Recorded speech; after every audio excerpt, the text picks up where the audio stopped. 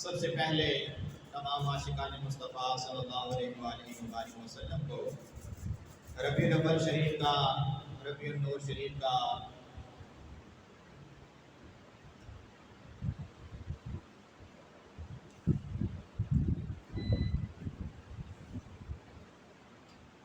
ربیع الاول شریف کا، ربیع النور شریف کا ماہ مبارک بابرکت مہینہ بہت بہت مبارک ہو۔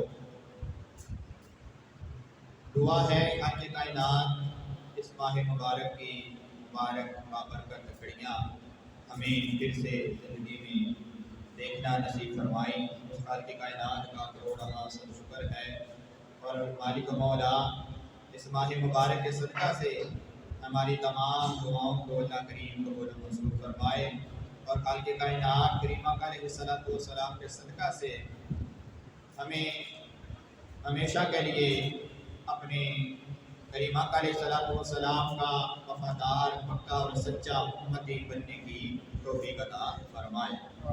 حاضرین محتشم، ربیع الاول شریف کا مہینہ، اس کے حوالے سے ہم گفتگو کا آغاز کرتے ہیں۔ میلاد شریف کا مہینہ ہے، بابرکت مہینہ ہے، کریمہ علیہ الصلوۃ والسلام کی ولادت باسعادت کا مبارک مہینہ ہے۔ قرآن کریم فرقان حمید میں رب تعالیٰ نے ارشاد فرمایا وَإِذْ أَخَذَ اللَّهُ مِيثَاقَ النَّبِيِّينَ لَمَا آتَيْتُكُم مِّن كِتَابٍ وَحِكْمَةٍ ثُمَّ جَاءَكُمْ رَسُولٌ مُصَدِّقٌ لِّمَا مَعَكُمْ۔ خالق کائنات رب ذوالجلال مالک و مولا نے تیرے میرے لجپال نبی کے بارے میں قرآن کریم فرقان حمید میں اور الحمدللہ قرآن کا دامن تھام کر بات کروں گا، اس کے علاوہ اور کوئی بھی بات نہیں ہوگی۔ لوگ ہم پر اعتراض کرتے ہیں کہ جی سنیوں کو بہانا چاہیے کھانے کا، سنیوں کا بہانا چاہیے بس کوئی نہ کوئی ختم دلانے کا، پروگرام کرانے کا۔ میں کہتا ہوں سنیوں کا یہ بہانہ نہیں ہے، یہ کسی مولوی پیر یا مفتی کا فتویٰ نہیں ہے۔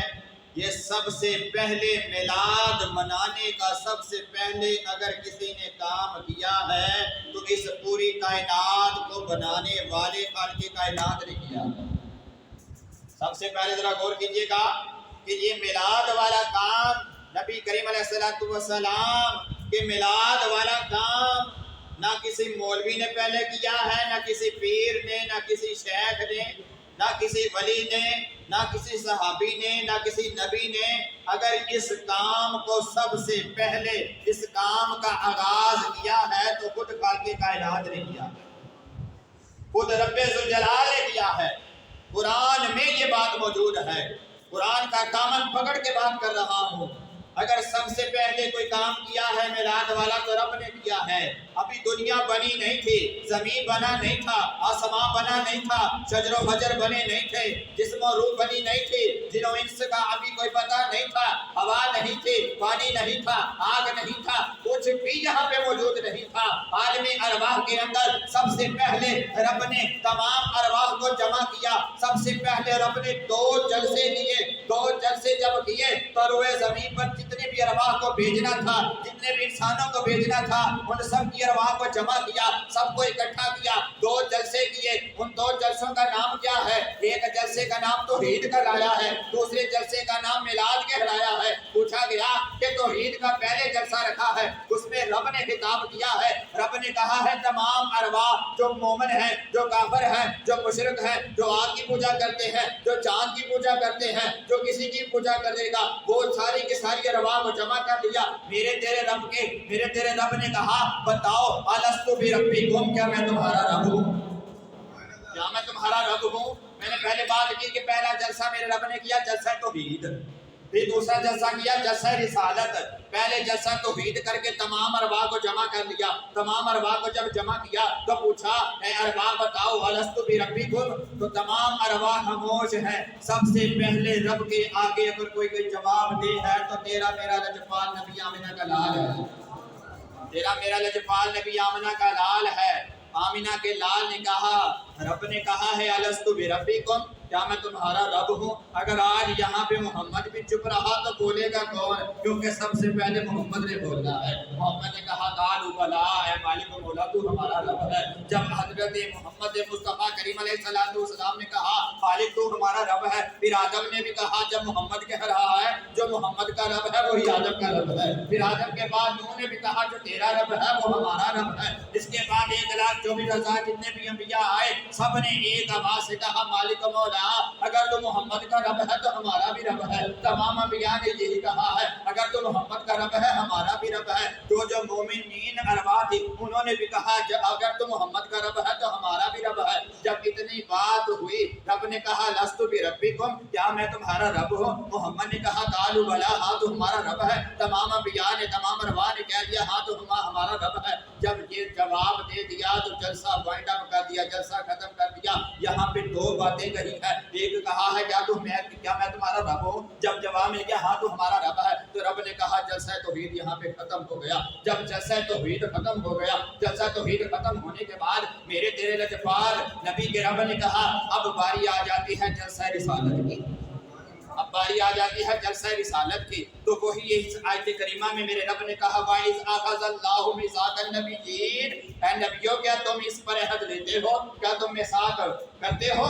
मिसाक कहते हैं किसी के साथ पुख्ता वादा लेना, और मिसाक अरबी जुबान में ऐसे मिसाक को कहा जाता है कि जिसमें तगय्युर ना हो, रद्दो बदल ना किया जा सके, यानी कि बाद में कोई इसमें तब्दीली ना की जा सके, तरमीम ना की जा सके। जो रब ने कह दिया वो पत्थर पे लकीर हो गई। जो रब ने वादा ले लिया उसी वादे पर कायम रहना है। ना वादे से एक इंच बराबर पीछे हटना है, ना इंच बराबर आगे हटना है। इसका मतलब ये होता है मेरा रब मिसाक ले रहा है, वादा ले रहा है। जब कहा कि जलसे तौहीद की बारी आई तो तमाम मुशरिकीन रुए थे, जो काफिर रुए थे, सबको जमा किया। जब जलसा रिसालत की बारी आई तो कहा ऐ अरवाह, इनमें से जो मोमिनीन है, जो अंबिया की अरवाह है, वो सब यहाँ पे रह जाएं। जो काफिर हैं, जो मुशरिकीन हैं, वो बाहर निकल जाएं। फकत नबियों की अरवाह यहाँ रह जाए, क्योंकि अब बारी मेरी नहीं आई है, अब बारी मेरे लाडले मोहम्मद की आई है। अब बारी मेरे लाडले मोहम्मद की आई है, मेरे महबूब की बारी आई है। कहा कि जब मैंने अपना जलसा किया तो तमाम को शामिल कर दिया। जब मेरे नबी की बारी आती है तो फकत अंबिया की अरवाह को यहाँ पे रोका जाता है, किसी और को नहीं रोका जाता है। अब यहाँ पे पता चला जो जो नबियों की महफिल में जाता है, जो नबी के मिलाद में जाता है, जो महफिल मिलाद में शामिल होता है, उसमें शामिल होने के लिए ये ज़रूरी है कि उसका दिल मोमन होना चाहिए, वो ईमान वाला होना चाहिए। उसके सीने में धड़कने वाला दिल जो हो वो मोहम्मद की मोहब्बत में धड़कने वाला हो, वो नबी की मोहब्बत में धड़कने वाला हो, वो नबी के प्यार में धड़कने वाला हो। ऐरा गैरा जो है वो महफिल में नहीं आ सकता है, क्योंकि सरकार की महफिल को, महबूब की महफिल को महबूब सजाते हैं, आते हैं वही जिनको मेरे सरकार बुलाते हैं। सरकार की महफिल को वही आते हैं जो सरकार बुलाते हैं। ऐरा वगैरह कोई नहीं आ सकता। ये हमारे मालिक का करोड़ हाँ शुक्र है कि उसने हम जैसे उम्मतियों को, हम जैसे वफादार उम्मतियों को चुना है नबी का मिलाद मनाने के लिए, क्योंकि ये सबसे पहले काम रब ने किया है। मैंने बात की दो जलसे की, ये तौहीद में सारी अरवाह को जमा कर दिया, लेकिन मिलाद का जब जलसा आया तो नबियों की अरवाह को जमा कर दिया। जब नबियों की अरवाह को जमा कर लिया तो फिर कहा अब मैं तुमसे अहद लेता हूँ, मैं तुम्हारे बाद एक ऐसा नबी भेजने वाला हूँ जो तुम में से ही एक रसूल होगा। जब वो आ जाएगा तो तुमने उन पर ईमान ले आना है, तुमने ईमान ले आना है। उनमें दसो आदम अलैहिस्सलाम तो लेके ईसा रूहुल्लाह तक जिन्ने भी 1,24,000 नबी आए ने, क्या साढ़े नबी तो बाद आए ने? साढ़े नबी तो पहले आए ने, पहले ही आए ने ना, साढ़े नबी बाद में आए ने। ज़ाहरी तौर पे है थे सारा तो पहले ने, लेकिन ज़ाहरी तौर पे अखीर पे आए ने, खातमन नबीयीन बन के आए हैं, खातमन नबीयीन बनकर आए हैं। क्या रब को पता नहीं था मैंने तो अपने महबूब को बाद में भेजना है? अब पहले ही अपने नबियों से कह रहा हूँ जब मेरा नबी आ जाए तो फिर क्या करना है, उन पर ईमान ले आना है।